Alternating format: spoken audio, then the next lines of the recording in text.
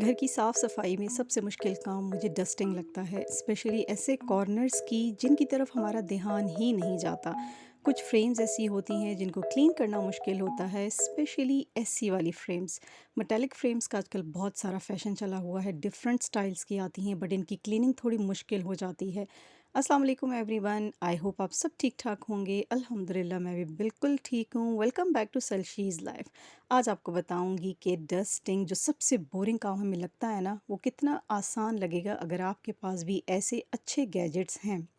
बहुत ही सस्ते गैजेट्स मुझे मिलते हैं अल्हम्दुलिल्लाह। लोकल मार्केट से गुज़रते हुए लाज़मी मैं अच्छी चीज़ों को चेक करती हूँ, तो कोई ना कोई ऐसा मटेरियल मुझे मिल जाता है जो बहुत ही यूज़फुल रहता है। ये छोटू सा डस्टर, इसको मैं कहूँगी बहुत ही ज़बरदस्त है। इसको जब ऊपर की तरफ खींचते हैं तो बिल्कुल एंटीना जैसे पहले ज़माने में होते थे उसकी तरह इसकी स्टिक निकल आती है, लंबी हो जाती है और आगे से ये टर्न भी होता है, जितना चाहें इसको आप रोटेट कर लें। अच्छा, इसकी स्टिक थोड़ी-सी और लंबी होती ना तो मैं फ़ैन्स की भी सफाई से बहुत अच्छे से कर लेती। लेकिन मैंने सोचा इसकी हेल्प से हम ऐसी मेटालिक फ्रेम्स को बहुत अच्छे से साफ़ कर सकते हैं। सेकंड थिंग जो मैंने ली है वो ये स्पॉन्ज टाइप क्लीनर है, डस्टर है। ये भी बड़े अच्छे से स्पेशली वेलवेट की चीज़ों को साफ़ करता है। अगर आपके रेक्सीन वाले सोफ़ाज़ हैं और या मेरी तरह वेलवेट के कवर हैं तो उनको बहुत अच्छे से साफ़ करेगा। और ये लॉन्ग वाला तो ऐसा है कि कोने-कोने में जाके ना डस्ट को खींच लेता है। तो डस्टिंग जो बहुत ही बोरिंग काम हमें लगता है ना, आज बहुत आसान होने वाला है। आपने अक्सर देखा होगा कि जहाँ हम लोग टीवी रखते हैं उसके सामने तो बहुत अच्छी सी सफाई हो जाती है। हालांकि अभी सफाई नहीं हुई हुई, अभी हेल्पर आई है वो करेगी। लेकिन उसकी बैक साइड पे क्या होता है, हेल्पर कभी भी सफाई नहीं करेगी। क्योंकि जब आपको एक काम मुश्किल लगता है ना, बोरिंग लगता है, तो हेल्पर भी उस काम से जान छुड़ाएगी। तो टीवी की बैक साइड का ये हाल था। इतनी ज़्यादा डस्ट थी उस पे और मुझे भी सच में इस एरिया को छेड़ने में थोड़ी-सी हेज़िटेशन हो रही थी, क्योंकि मुझे लगता था अगर मैंने इसको छेड़ा ना तो काम बहुत लंबा हो जाएगा। महत का जो गेम का सारा आइटम है वो यहाँ पे पड़ा हुआ था। तारों को टच करने की इजाज़त नहीं थी कि उसकी गेम ख़राब हो जाती है, कभी क्या हो जाता है। तो आज मैंने सोचा कि फ़िलहाल तो गेम वो खेल नहीं रहा, उसको भी हटाते हैं। सारा ये उसकी जितनी भी लीड्स वग़ैरह फैली हुई हैं उनको समेट के रखते हैं और टीवी की बैक साइड को बहुत अच्छे से साफ़ करते हैं। लेकिन बहुत आसान तरीके से, आप खुद अभी देखेंगे कि इस डस्टर पे ना ही मैंने कोई स्प्रे किया है, किसी किस्म का कोई स्प्रे नहीं किया। ये बिल्कुल ड्राई डस्टर है, लेकिन फिर भी ये सारी बैग की बहुत अच्छे से क्लीनिंग हर कर वक़्त लेगा। एक ही जैसे तरीके से सफाई करते रहना भी ना आपको बहुत ज़्यादा बोर कर देता है। आप सोच के ही उकताने लग जाते हैं कि अब मैं इतने सारे कपड़े के पीसेस लूँ और फिर एक स्प्रे लूँ और उसके बाद मैं स्टार्ट हो जाऊँ, एक कपड़ा गीला करूँ, दूसरा कपड़ा ड्राई करूँ, सच में बहुत उकताहट होती है। लेकिन अगर इसी सफाई में थोड़ा-सा ट्विस्ट आ जाए तो बहुत मज़ा आने लगता है। मुझे तो इस डस्टर से क्लीनिंग का बहुत ज़्यादा मज़ा आता है। एक और प्लस पॉइंट इसका ये है कि ये वॉशेबल है। जितनी भी इसने क्लीनिंग कर ली उसके बाद आराम से इसको धो के आप ड्राई करके दोबारा नेक्स्ट टाइम के लिए इसको फ्रेश कर लें। अच्छा, पीछे जितना भी सेटअप बिखरा हुआ था ना, उन सबको मैंने समेट दिया। एक्सटेंशन की तार को मैं पहले ही फ़ोल्ड करके रखती हूँ। थोड़ा-सा फ़ोल्ड करके उसको मैं रबर बैंड में टाई कर देती हूँ, ताकि इधर-उधर बिखरी ना रहे। और गेम का जितना सेटअप था वो सारा मैंने सँभाल दिया था। अब इस डस्टर का काम स्टार्ट होता है। तो इसको बस हल्की-हल्की मैंने मैट के ऊपर, मैट के नीचे, साइड पे, टीवी की बैक साइड पे हर जगह लगाना शुरू किया। तो इसने डस्ट कैच करना शुरू कर दी। बहुत ही मज़ेदार कन्वीनिएंट आइटम्स हैं, कोई इतने महंगे भी नहीं हैं, बहुत सस्ते हैं। आई थिंक ये मुझे $1 से मिला था और जो छोटू वाला है वो लोकल मार्केट से मिला था। ये भी 275 का और वो भी कोई 300 का मिल गया था। तो ऐसी चीज़ें जब होती हैं ना तो सच में क्लीनिंग करने का बहुत मज़ा आता है। और हेल्पर्स को अगर ये चीज़ें हम दे दें तो उनको नहीं समझ आती कि इनको कैसे यूज़ करना है। तो बेहतर यही है कि डस्टिंग का जो काम है ना हम अपने ही हाथ में रखें तो बहुत बेस्ट है।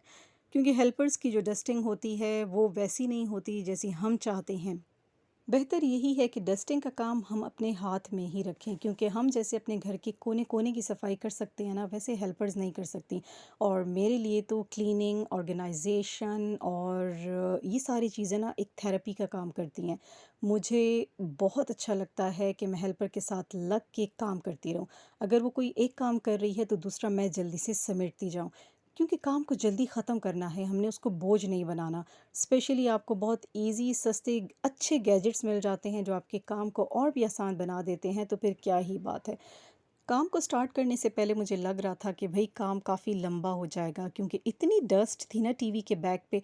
और मैंने देखा है अक्सर हम लोग टीवी की बैक को पता नहीं इम्पोर्टेंस क्यों नहीं देते। टीवी की जो बॉडी है उसकी बैक को भी साफ़ नहीं करते हैं, और जहाँ वो रखा हुआ होता है उसके पीछे को भी साफ़ नहीं करते हैं। ये ख़ैर मैं अपनी मिस्टेक मानूँगी कि मैंने बहुत ही ज़्यादा इस चीज़ को इग्नोर किया कि ठीक है, हो जाएगा, कर लूँगी या हेल्पर से करवा लूँगी। वो होते-होते इतनी डस्ट जमा हो गई। जब इतना ज़्यादा इकट्ठा हो जाता है ना काम, तो फिर दिल बहुत बोझल होने लगता है। मुझे भी लग रहा था ये कैसे होगा? लेकिन अल्हम्दुलिल्लाह इस डस्टर की बदौलत ना डस्टिंग बहुत ही आसान मुझे लगी है पहली दफ़ा। अब दिखाती हूँ आपको इसकी ये साइड भी कि मैंने कितने अच्छे से इसको साफ़ कर लिया था। जितनी एक्स्ट्रा यहाँ पे लीड्स, केबल्स थी उनको हटा दिया था। एक एक्सटेंशन की ज़रूरत होती है और उसकी तार को भी मैंने टाई करके रखा हुआ था। सेकंड साइड से भी आपको दिखाऊँगी कि वाक़ई में इसी डस्टर ने ये सारा एरिया साफ़ किया है। तो मुझे आज से जी डस्टिंग से बहुत प्यार हो गया है, क्योंकि मेरे लिए ना डस्टिंग करना और एक कपड़ों को आयरन करना बहुत मुश्किल काम है। अब आते हैं जी इस छोटू से डस्टर की तरफ, जिसकी स्टिक को आप जितना खींचे ना ये लंबी हो जाती है और रोटेटेबल भी है ये। तो इसको मैंने स्पेशली लिया है फ्रेम्स की सफाई के लिए। हमारे घरों में कुछ फ्रेम्स ऐसी लगी हुई होती है ना, जिनके कॉर्नर्स हम अच्छे से साफ़ नहीं करते। डस्टिंग के नाम पे इन फ्रेम्स को भी बस हम थोड़ा सा झाड़ लेते हैं, लेकिन जो इर्द गिर्द के कॉर्नर्स होते हैं ना वो अच्छे से क्लीन नहीं होते। या स्पेशली जहाँ पे अल्लाह ताला के नाम की या कुरान पाक के जो आयत वगैरह होती हैं, ऐसी फ्रेम्स जो होती हैं, उन पे हर तरह का कपड़ा भी हम इस्तेमाल नहीं करते। कोई पाक साफ़ सा कपड़ा अलग सा रखा जाता है, तो उसी से डस्टिंग करते हैं इन फ्रेम्स की। लेकिन अब मैंने सोचा है कि ये डस्टर भी बहुत ज़बरदस्त है। अगर मैं शीशे पे हल्का सा क्लीनिंग स्प्रे कर लेती ना और इसी डस्टर से क्लीन करती, तो बहुत अच्छे से क्लीन हो जाता। तो ये वाला जो मेरा छोटू डस्टर है ना, ये फ्रेम्स की क्लीनिंग के लिए ही रिज़र्व रहेगा। इससे मैंने और कुछ भी नहीं करना, क्योंकि इस तरह की फ्रेम्स के लिए फिर वक्त डिले होता रहता है। मैं आजकल आजकल में डालती रहती हूँ। तो ये डस्टर अब मेटालिक फ्रेम पे या तो यूज़ होगा या इस तरह की फ्रेम्स के ऊपर। तो मेटालिक फ्रेम्स को उतार के क्लीन करके दोबारा से लगाना भी एक मुश्किल मरहला मुझे लगता है। इनके जो लीव्स बने हुए होते हैं, जो इसमें मिरर लगा हुआ होता है, तो काफ़ी सारी डस्ट उसके अंदर फंस जाती है। तो ये जो डस्टर है ना, ये अंदर अंदर जाके अच्छे से सारी डस्ट को हटा रहा जैसे था। जैसे डस्ट हटती जा रही थी, मैं बहुत सेटिस्फाइड होती जा रही थी कि भाई जो चीज़ें लेके आई हूँ वो बहुत यूज़फुल हैं, वेस्ट नहीं गई। अच्छा जी, ये जो स्पॉन्ज टाइप एक डस्टर है ना, इसके अंदर स्पॉन्ज लगा हुआ है, ऊपर ये एक कपड़ा टाइप मटेरियल है। बहुत मज़े की सफाई करता है ये भी। आप अपने रेक्सीन वाले सोफ़ाज़ इससे क्लीन कर लें, हल्का सा कोई भी स्प्रे करके।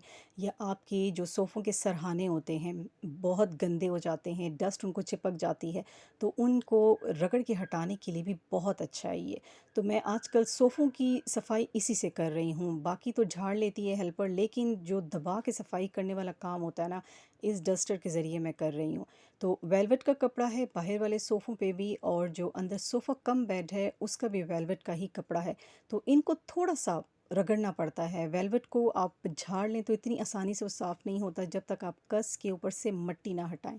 तो मैं इसी के ज़रिए आजकल कर रही हूँ सफाई। बड़े मज़े की सफाई इससे हो रही है। हम होम मेकर्स की ड्यूटी है कि काम करना भी है, लेकिन उसको आसान बना के करना है। तो ये आपकी सोच पे डिपेंड करता है कि आप अपने काम को कैसे आसान बनाएंगे, उसको इंजॉय कैसे करेंगे।